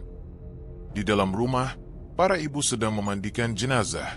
Tapi baru beberapa saat, salah satu di antara mereka berteriak histeris dan menjatuhkan gayung. Ustaz, tubuhnya keras. Dingin seperti batu. Ustaz Karim segera masuk. Ia melihat sendiri. Tubuh Bu Siti kaku, kulitnya membiru keunguan. Saat air siraman pertama menyentuh wajahnya, dari sudut bibirnya kembali keluar daun basah bercampur lumpur hitam. Beberapa ibu mundur ketakutan. Astagfirullah, apa ini? Ustaz. Ustaz Karim menunduk, membaca istighfar perlahan. Teruskan saja. Jangan berhenti. Mandikan dengan niat memulangkan jasad kepada Sang Pencipta. Namun setiap kali air disiram, tubuh Bu Siti semakin berat. Wajahnya yang tadinya damai kini tampak seperti tersenyum kaku. Salah satu ibu berbisik gemetar, lihat, matanya seperti mengikuti kita. Selesai dimandikan, jenazah dikafani dan disalatkan di halaman rumah. Hujan turun perlahan, seperti mengiringi kepergian yang penuh misteri. Nisa menangis di pelukan Ustaz Karim. Tubuhnya gemetar. Ustaz, ibu saya beneran sudah pergi. Ustaz Karim mengangguk pelan. Sudah, nak. Doakan dia. Itu yang paling dibutuhkan ibumu sekarang. Ketika jenazah dibawa ke pemakaman, suasana kampung benar-benar sunyi. Tak ada suara ayam, tak ada anak-anak berlari. Bahkan angin pun terasa enggan berhembus. Di liang lahat, tanah tampak lembab dan berbau kuat seperti dupa. Saat jenazah diturunkan, beberapa orang mengaku mencium bau amis bercampur bunga kenanga. Bismillahirrahmanirrahim. Ustaz Karim memimpin doa dengan suara berat. Pak Darto menatap tanah yang menutupi istrinya. Air matanya jatuh tanpa suara. Ia tahu yang dikubur hari itu bukan hanya jasad, tapi juga semua harapan yang dulu dibangun bersama. Setelah doa selesai, para warga bubar perlahan. Tapi saat Ustaz Karim hendak pulang, seorang pemuda menghampirinya, wajahnya pucat. Ustaz, Mbah Karyong gak kelihatan dari tadi pagi. Rumahnya di pinggir sawah kosong. Barang-barangnya semua hilang. Bahkan bekas tikarnya pun gak ada. Ustaz Karim menatap jauh ke arah barat, ke hamparan sawah yang diselimuti kabut tipis. Kalau dia yang memulai ini, katanya pelan, maka dia tak akan berakhir di dunia. Angin berhembus, membawa aroma tanah basah yang sama seperti tadi pagi. Di kejauhan, terdengar suara seperti tawa lirih, memantul di antara batang padi yang bergoyang pelan. Warga saling menatap, ngeri. Salah satu dari mereka berbisik, "Bu Siti sudah mati, tapi sepertinya sesuatu belum selesai." Sudah seminggu sejak pemakaman Bu Siti, tapi suasana di kampung itu masih belum kembali normal. Warung yang dulu selalu ramai pelanggan kini tertutup rapat. Tirai bambu di depan pintunya dibiarkan menggantung lusuh, diterpa angin sore yang lembab. Meja-meja masih di tempatnya, panci besar berjelaga hitam dibiarkan di atas kompor, dan di dinding masih tergantung foto keluarga Bu Siti. Senyum yang dulu tampak bahagia kini justru membuat bulu kuduk berdiri. Sejak pagi, beberapa warga melintas cepat setiap kali melewati depan warung itu. Tidak ada yang berani menatap lama. Mereka bilang, sejak 3 malam lalu, dari dalam warung terdengar suara menanak nasi. Jelas sekali bunyinya. Klik-klik, lalu mendesis seperti panci berisi air mendidih. Padahal tidak ada seorang pun di dalam. "Demi Allah, aku dengar sendiri," kata Bumina dengan wajah pucat saat berkumpul di pos ronda. Jam 2 malam. Suara panci itu disusul suara perempuan nyanyi lirih, kayak orang ngelantun doa tapi terbalik. Pak RT mencoba menenangkan warga. "Sudahlah, jangan dibesar-besarkan. Mungkin cuma tikus atau suara angin." Namun malam berikutnya, suara itu terdengar lagi. Bahkan kali ini disertai bunyi langkah kaki pelan dari arah dapur, seperti seseorang berjalan sambil menyeret kain panjang. Pak Darto, yang kini tinggal di rumah saudaranya, mendengar kabar itu dengan wajah pucat pasi. "Warung itu jangan didekati," katanya pelan. "Di sana masih ada barang-barang yang dia pakai buat ritual. Aku belum sempat buang semuanya." Ketika ditanya apa yang dimaksud, ia hanya menunduk. "Kain putih, kendi, bunga kering, dan uang." Warga saling berpandangan. "Uang? Maksudnya?" Pak Darto menatap kosong. "Uang hasil pesugihan. Uang itu tiba-tiba lenyap semua. Aku simpan di lemari, dikunci. Pagi-pagi tinggal abu, kayak terbakar sendiri." Ustaz Karim yang ikut mendengar langsung menegakkan badan. Itu tandanya perjanjian sudah berakhir. Harta yang datang dari jalan kotor tak akan pernah tinggal lama. Ia akan kembali pada yang menuntutnya. Sore itu, Ustaz Karim datang ke warung bersama beberapa warga. Mereka tidak masuk, hanya berdiri di depan pintu sambil membaca doa. Angin bertiup pelan, tapi dari dalam rumah tercium bau gosong yang aneh, seperti nasi hangus bercampur kembang setaman. "Biarkan saja kosong," kata Ustaz Karim tegas. "Jangan ada yang mencoba membuka warung ini lagi sebelum 7 kali Jumat berlalu." Malamnya, Nisa terbangun dari tidurnya. Gadis kecil itu kini tinggal di rumah pamannya di ujung kampung. Tubuhnya berkeringat, meski udara malam dingin. Ia baru saja bermimpi lagi, mimpi yang sama selama 3 malam berturut-turut. Dalam mimpi itu, ibunya duduk di dapur, memakai kain lusuh dan menunduk. Tangannya gemetar memegang sendok kayu, mengaduk nasi yang tak pernah matang. Dari matanya mengalir darah, bukan air mata. Ia menatap Nisa dan berbisik lirih, "Makannya belum habis. Nak, jangan biarkan mereka berhenti makan." Nisa berteriak dan terbangun. Ia menangis keras sampai pamannya datang menenangkan. Sudah itu cuma mimpi," ucap pamannya, tapi suaranya terdengar ragu. Keesokan harinya, Ustaz Karim datang menjenguk Nisa. Ia mendengarkan cerita sang gadis dengan sabar, lalu menatapnya lembut. "Nak, ibumu sedang menerima balas dari apa yang dia lakukan. Kau hanya perlu berdoa untuknya. Jangan takut. Doa anak saleh bisa jadi penerang di alam sana." Nisa mengangguk kecil. "Tapi kenapa ibu menangis terus, Ustaz?" Ustaz Karim menarik napas panjang. Karena penyesalan itu datang terlambat. Tapi semoga Allah masih membuka pintu ampunan untuknya. Hari berganti minggu. Warung Bu Siti tetap dibiarkan kosong.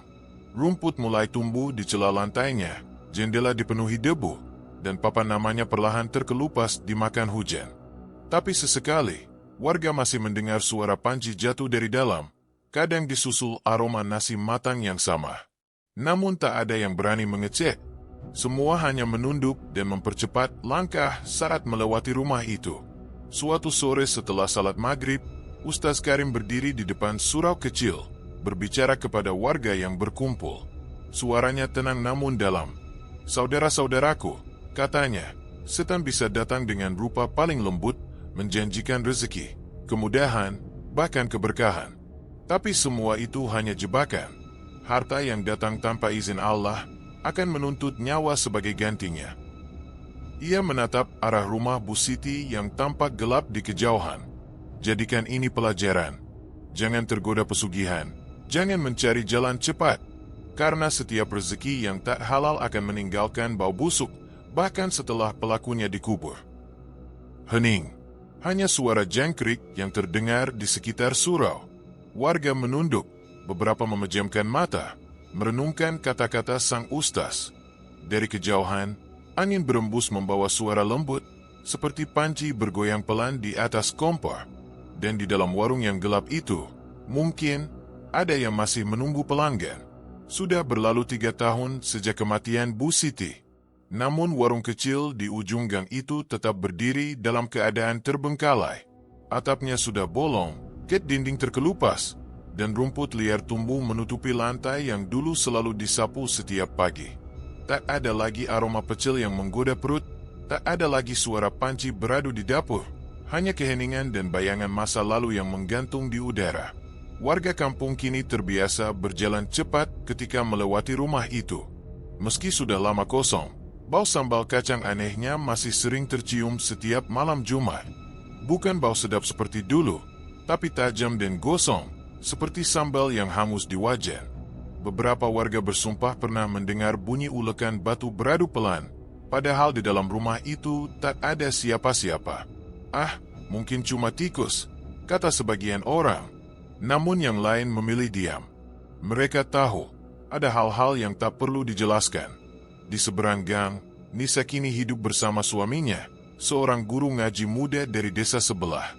Hidup mereka sederhana, tapi damai. Ia membuka warung kecil menjual gorengan dan minuman hangat, tak jauh dari rumah lama ibunya. Meski awalnya takut, Nisa perlahan berdamai dengan masa lalu. Setiap kali melewati warung peninggalan Bu Siti, ia selalu berhenti sebentar, menatap bangunan itu sambil berbisik lirih, "Semoga ibu diampuni Allah." Tak ada lagi dendam, hanya doa dan penyesalan yang ia titipkan lewat angin sore Kediri. Sore itu, Ustaz Karim datang berkunjung ke warung kecil Nisa. Rambutnya kini mulai memutih, langkahnya pelan tapi tetap berwibawa. Ia duduk di bangku kayu sambil menatap jalan sepi di depan warung. "Sudah lama ya, Nisa?" ucapnya tenang. Nisa tersenyum tipis sambil menuangkan teh hangat. "Iya, Ustaz. Rasanya cepat sekali waktu berlalu." Ustaz Karim menatap wajah gadis itu lama. "Kau sudah banyak berubah. Dulu matamu selalu sembab karena menangis. Sekarang terlihat tenang." Nisa menunduk. "Saya cuma berusaha hidup benar, Ustaz. Tak mau lagi mengejar yang bukan hak saya." Ustaz Karim mengangguk pelan. "Itulah jalan yang benar. Rezeki halal tak selalu datang cepat, tapi insya Allah takkan membuat hati gundah. Lihatlah ibumu dulu, banyak uang, tapi hatinya tak pernah tenang." Hening sesaat. Hanya suara jangkrik dan denting sendok dari dapur kecil yang terdengar. Nisa kemudian berkata lirih, "Kadang saya masih mimpi, Ustaz." Ibu duduk di warung itu, tersenyum, tapi tak bicara apa-apa. Ustaz Karim menatap jauh ke arah rumah kosong di seberang. Mungkin itu caranya meminta maaf. Doakan saja terus. Setiap doa anak yang tulus bisa jadi penerang bagi orang tuanya. Sore menjelang malam, langit berubah oranye keabu-abuan. Ustaz Karim bangkit berdiri, menepuk bahu Nisa pelan. "Jaga warungmu ini baik-baik. Jangan biarkan rezeki menjerat hatimu seperti dulu menjerat ibumu." Nisa mengangguk. "Saya janji, Ustaz." Sebelum pergi, Ustaz Karim berhenti sejenak, menatap arah rumah Bu Siti yang perlahan diselimuti bayangan malam. "Katakan pada warga, Jangan sekali-kali mencoba membuka warung itu lagi. Biarkan ia menjadi pengingat. Kadang, tempat pun bisa menyimpan dosa. Malam itu, kampung tampak tenang. Tapi seperti biasa, menjelang tengah malam, bau sambal gosong kembali menyebar pelan. Seekor kucing hitam berjalan melintas di depan warung, berhenti sejenak, lalu mendesis kecil sebelum berlari menjauh. Dari dalam rumah, terdengar bunyi adukan pelan dicobek batu, seperti tangan yang masih mengulek sesuatu tanpa henti. Namun tidak ada yang berani menengok.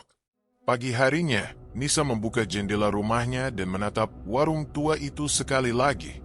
Ia menarik napas panjang, lalu berbisik lirih. Rezeki yang halal mungkin tak membuat kita cepat kaya, tapi cukup untuk membuat hidup tenang. Ia lalu melangkah ke warung kecilnya, menyiapkan dagangan untuk hari itu. Bau gorengan baru menyebar, dan pelanggan mulai berdatangan. Tak ada keajaiban, tak ada pesugihan, hanya kerja keras dan doa yang membuat rezekinya mengalir perlahan. Sementara itu, di surau kecil dekat jalan utama, Ustaz Karim kembali memberi ceramah pada warga selepas salat Isya. "Sahabat-sahabatku," katanya lembut, "jangan pernah mencari jalan pintas untuk kekayaan. Harta dari setan hanya manis di awal, tapi di ujungnya pahit seperti racun. Rezeki yang diridai Allah mungkin sedikit, tapi penuh berkah. Dan berkah itu lebih berharga daripada emas yang dikutuk." Suasana sunyi. Warga menunduk khidmat, sebagian meneteskan air mata. Ustaz Karim menutup ceramahnya dengan kalimat yang pelan tapi membekas di hati. "Jangan pernah menukar jiwa dengan harta, karena ketika nyawa pergi, satu-satunya yang bisa kita bawa hanyalah amal." Kisah Bu Siti adalah peringatan bahwa kekayaan tanpa berkah hanya membawa petaka. Jangan tergoda pesugihan, jangan menukar rezeki halal dengan janji setan. Terima kasih sudah mengikuti kisah Bu Siti dan puasan merawat pesugihan. Kalau kamu suka cerita ini, jangan lupa subscribe, like, dan share, agar kisah nyata yang mengandung pesan moral seperti ini bisa terus hadir setiap minggunya. Sampai jumpa di kisah horor berikutnya. Dan ingat, kaya boleh, tapi jangan lewat jalan yang gelap.